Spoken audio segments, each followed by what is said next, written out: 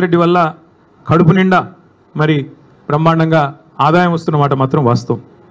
Third rate YouTube ఛానళ్ళకి media ముసుగులో దరిద్రాన్ని వండే దగుల్బాజీలకు ఆదాయం పెరగొచ్చు, కానీ రాష్ట్ర ప్రజలకు మాత్రం దమ్మిడి ఆదాయం కూడా దమ్మిడి లాభం కూడా నీ వల్ల లేదు అనేది వాస్తవం. రోత వార్తలు, రోత డైలాగులతో ఇవాళ ఇష్టం వచ్చినట్టు మాట్లాడి చిట్ చాట్ల పేరిట నువ్వు చీటింగ్ ఏదైతే చేస్తున్నావో ఈ రాష్ట్ర ప్రజల్ని జనం చీకొట్టే పరిస్థితి తెచ్చుకుంటా ఉన్నాం. టన్నుల కొద్ది కేసులు పెట్టాడు 20 నెలల్లో. టన్నుల కొద్ది కేసులు. గుండు పిన్నంత ఆధారం అన్న దొరికిందా? ఉంటే కదా దొరికేదానికి, తప్పు చేస్తే కదా భయపడేదానికి. అందుకే నేను అనేది, చేతిలో పవర్ ఉంది నీకు. నువ్వే హోంమంత్రి, నువ్వే ముఖ్యమంత్రి, నీ కిందే మొత్తం వేల మంది పోలీసులు ఉన్నారు, మంది మార్బలం వ్యవస్థ అంతా నీకే ఉంది. ఏం తప్పు చూపెట్టినావు? 20 నెలల్లో ఏం పీకినావు? ఎంతసేపు లీకులు. అప్పట్లో ఏదో సినిమాలో ఆయన గ్రీకు వీరుడు అనేవాళ్ళు, ఈయన లీకు వీరుడు. లీకులు తప్ప, చిట్ చాట్లు తప్ప నువ్వు పీకింది ఏంది, నువ్వు చేసింది ఏంది రాష్ట్ర ప్రజలకు కానీ రాష్ట్రంలోని ఏ వర్గానికి నువ్వు చేసింది ఏంది నేను అడుగుతా ఉన్నా. మేమేమి తప్పు చేయలేదు కాబట్టే ఇవాళ ఇంత ధైర్యంగా మొహమాటం లేకుండా దమ్ముంటే లై డిటెక్టర్ పరీక్ష పెట్టు, దమ్ముంటే లై డిటెక్టర్ పరీక్ష పెట్టు అని చెప్పిన మొట్టమొదటి రాజకీయ నాయకుని నేను. నీకుందా దమ్ము? ఓటుకు నోటు కేసులో నేను డబ్బులు తీసుకోలేదు లేదా ఇవ్వలేదు అని చెప్పే దమ్ము నీకుందా లై డిటెక్టర్ పరీక్షలో? మగాడివైతే, పిరికి సన్నాసివి కాకపోతే వస్తావా? ఉద్దరం కూర్చుందాం, రాష్ట్ర ప్రజల ముందు లైవ్ కెమెరాల ముందు కూర్చుందాం. ఎవరేందో ప్రజలను తెలవమందాం. ఇద్దరి మీద ఉంది కదా ఏసీబీ కేసు, నీ మీదో కేసు ఉంది, నా మీదో కేసు ఉంది. నువ్వు మరి రా, ముందుకు రా అని కూడా సవాల్ చేసిన రాలా. పెడితే పెట్టాడు కేసులు, ఏదో ఫార్ములా ఈ అని, కమిషన్ అని, ఇదని అదని పెట్టాడు. దొంగ కేసు పెట్టినా అది కూడా పెట్టడం సరిగా రాదు ఈయనకి. అదే సినిమాలో చెప్తారు, బ్రహ్మానందం గారు దొంగ పాత్ర వేస్తాడు. వేసిన తర్వాత అందులో ఆయన చెప్తాడు, ఆ హీరో గారు, వీడు దొంగ కానీ దొరికిపోవడం వీడి స్పెషాలిటీ అంటాడు. అట్లాగే రేవంత్ రెడ్డి స్పెషాలిటీ ఏంటంటే దొరికిపోవడం, పనికి మాలిన డైలాగులు కొట్టడం, మళ్ళీ వెంటనే దొరికిపోవడం. అందుకే నేను అనేది, మీకు రేవంత్ రెడ్డి గారికి నేను చెప్తా ఉన్నా, నువ్వు సీసీ కెమెరాల్లో దొరికిపోయిన చిల్లర దొంగవి. నీ బుద్ధి ముఖ్యమంత్రి అయినాక కూడా మారలా. చిట్ చాట్ల పేరిట్లో చీకటి భాగవతం ఎందుకు, చీకటి బతుకులు ఎందుకు? నేను అడుగుతా ఉన్నా, స్ట్రైట్గా మాట్లాడుకుందాం రా. నువ్వే డైలాగ్ కొడుతీవి కదా, కేసీఆర్ వస్తాడా, కేటీఆర్ వస్తాడా, రండి అన్నావు. నేను వచ్చిన, నువ్వు పారిపోయిన పిరికి సన్నాసివి.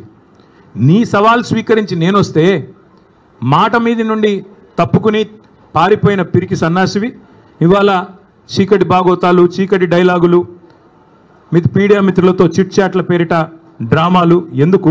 ఇప్పుడు కూడా మళ్ళీ అడుగుతున్నా, ఎక్కడ పెడతావో పెట్టు చర్చ, వస్తాను. నువ్వు ఎక్కడంటే అక్కడ పెట్టు. అసెంబ్లీ అంటాడు, అసెంబ్లీలో మైక్ కట్ చేయకుండా చూద్దాం. నువ్వే చెప్పుకున్నావు కదా ఒక పత్రికకు పోయి, ఆ చెంప ఈ చెంప వాయిస్తున్నారు అసెంబ్లీలో అని. భయం నీకు, ఎందుకంటే నీకు రచ్చ చేయడం తెలుసు తప్ప చర్చ చేయడం తెలీదు. రచ్చ చేయమంటే, ఇష్టం వచ్చిన బూతులు మాట్లాడమంటే, గుడ్లు బీకి గోటీలాడతా, పేగులు తీసి మెడలో వేసుకుంటా అని పనికి మాలిన డైలాగులు కొట్టమంటే, పాత చింతకాయ పచ్చడి లాంటి డైలాగులు అవి వస్తాయి. ఎక్కడికి రమ్మంటావు చెప్పు? జూబ్లీహిల్స్ ప్యాలెస్కి రమ్మంటావా? నీ కొడంగల్ కోటలోకి రమ్మంటావా? నేను నీలాగా పారిపోయే పిరికి పందని కాదు. నువ్వు ఏ చర్చకు, ఏ విషయంలో ఎప్పుడన్నా సరే రెడీగా ఉన్నావు. ఎందుకంటే మేము పోరాటాల పార్టీగా, పోరాటాల నుంచి వచ్చిన వాళ్ళం తప్ప నీలాగా బ్యాగులు మోసి సద్దులు మోసి వచ్చిన వాళ్ళం కాదు. మరొకసారి చెప్తున్నా, ఇదివరకు చెప్పా, మళ్ళొకసారి చెప్తున్నా. ఇదివరకు ఒక ఆయన ఇట్లాగే బీజేపీ ఆయన పనికి మాలిన మాటలు మాట్లాడితే, ఈ టెస్ట్ పెట్టుకుంటావు, ఆ టెస్ట్ పెట్టుకుంటావు అంటే, ఏం టెస్ట్ పెడతావో పెట్టుకోరా, బొచ్చిమంటే బొచ్చిస్తా, ఏదిమంటే అది ఇస్తా అని చెప్పా. నువ్వు ఏ టెస్ట్ పెట్టినా దానికి నేను రెడీ. మరి నేను అడుగుతా ఉన్నా రేవంత్ రెడ్డిని, ఆయన కుటుంబ సభ్యులకు కూడా అడుగుతా ఉన్నా. నేను ఆయన కుటుంబ సభ్యులకి విజ్ఞప్తి చేస్తూ ఉన్నా, రేవంత్ రెడ్డి గారి కుటుంబ సభ్యులకి, కాన్వాయ్లో తిరగడం, సెటిల్మెంట్లు చేయడం, బెదిరించి చందాలు గుంజుకోవడం ఇది ఒకటే కాదు. ముఖ్యమంత్రి గారి కుటుంబం మీరు. మీవాడు ఒక మానసిక రుగ్మతతో బాధపడతా ఉన్నాడు. ఎప్పుడు బట్టలు చింపుకొని రోడ్ల మీద పిచ్చోడ్లాగా పరిగెడతారని మేము కూడా కంగారు పడతా ఉన్నాం. చూపెట్టండి డాక్టర్లకి. వాటాల సంగతి తర్వాత చూసుకోవచ్చు. మీద పిచ్చోడైపోయి బట్టలు చింపుకొని రోడ్ల మీద పరిగెత్తేలాగా ఉన్నాడు. మరి ఆ దరిద్రం రాష్ట్ర ప్రజలు చూడకముందే దయచేసి ఒక మానసిక ఆసుపత్రికి తీసుకొని పోయి చూపెట్టాలని చెప్పి నేను కోరుతా ఉన్నా. ఇంకొకటి నేను రాష్ట్ర ప్రజలకు కూడా విజ్ఞప్తి చేస్తూ ఉన్నా. ఈ మధ్యన ఒక అలవాటుగా మారిపోయింది. ఏ ఆధారము లేకపోయినా, ఏ అధికారిక ప్రెస్ మీట్ లేకపోయినా అధికారిక స్టేట్మెంట్ లేకపోయినా ఇదిగో పులి అంటే అదిగో తోక, ఇదిగో ట్యాపింగ్, ఈ హీరోయిన్ ఆ హీరోయిన్, ఈయన డ్రగ్గులు వాడాడు ఆయన డ్రగ్గులు వాడాడు, ఒక్కడంటే ఒక్కడు ఈ రాష్ట్ర ప్రభుత్వంలో కానీ ఈ రాష్ట్ర అధికార యంత్రాంగంలో కానీ అధికారికంగా ఏమైనా చెప్పారా? ఏంది గాసిప్సు, ఏంది నాన్సెన్సు? ఎవరన్నా మీకు వచ్చి ఫలానా వాడు తప్పు చేశాడని చెప్పారా ఇప్పటికీ? ఇది ట్యాపింగు, అది కుంభకోణం, ఇది లంబకోణం, అది డ్రగ్స్, ఇవేనా? ఇంకా 6 గ్యారెంటీలు మర్చిపోదామా? 420 దొంగ హామీలు మర్చిపోదామా? ఆడబిడ్డలకు ఇస్తానన్న 2500 మర్చిపోదామా? ముసలోళ్ళకి ఇస్తానన్న 4000 పెన్షన్లు మర్చిపోదామా? రైతులకు ఇస్తానన్న బోనస్ మర్చిపోదామా? ఇదిగో పులి అదిగో తోక అని వదంతులు పట్టుకునే రోజు మనం అందులో ఒత్తుకుంటూ కూర్చుందామా ఫోన్లో? ఈ తమ్మునేలు ఆ తమ్మునేలు, వీడు ఇట్లా అంట వాడు అట్లా అంట, ఈయన ఇంకా మనకు కావాల్సింది? ఈ గాసిప్స్ అడిక్షన్ కూడా, ఈ గాసిప్స్ ఏవైతే ఈ వదంతులు ఈ రూమర్స్ ఏవైతే ఉన్నాయో వీటి అడిక్షన్ కూడా ఈ రేవంత్ రెడ్డికి పట్టుకున్నది. ఓ పిచ్చోడ్లాగా మాట్లాడుతూ ఉన్నాడు. ఆ జూబ్లీ ప్రాంతం ఉంటుంది హైదరాబాద్లో, అక్కడ కిట్టి పార్టీలు జరుగుతూ ఉంటాయి. మధ్యాహ్నం కొంతమంది బాగా డబ్బున్నోళ్ళు కిట్టి పార్టీలు చేసుకొని వీళ్ళ గురించి వాళ్ళ చెవులు కొరుక్కోవడం, వాళ్ళ గురించి వీళ్ళ చెవులు కొరుక్కోవడం, అది జరిగేది. ఈయన కూడా అట్లాంటి కిట్టి పార్టీ ఆంటీ ఈయన రేవంత్ రెడ్డి గారు. ఎక్కడో ఎవడో చెప్పింది విని అదే నిజం అనుకుని భ్రమించి దాన్ని మళ్ళీ 10 మందిని పోగేసుకొని మీడియాని పోగేసుకొని చిట్ చాట్ల పేరిట చిల్లర మాటలు మాట్లాడే నికృష్టుడు రేవంత్ రెడ్డి.